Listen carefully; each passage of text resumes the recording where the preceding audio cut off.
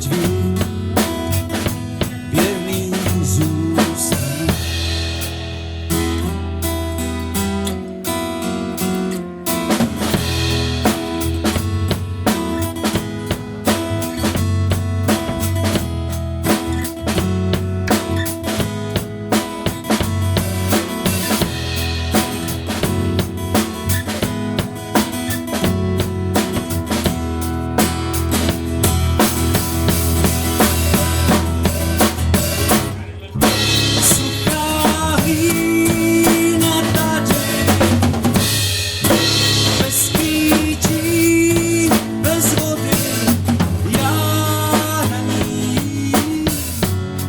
Kleká vzpomínkou, moc se stává, loučím se a něco však tam zůstalo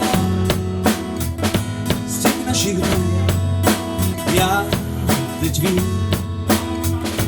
věrný zůstanu.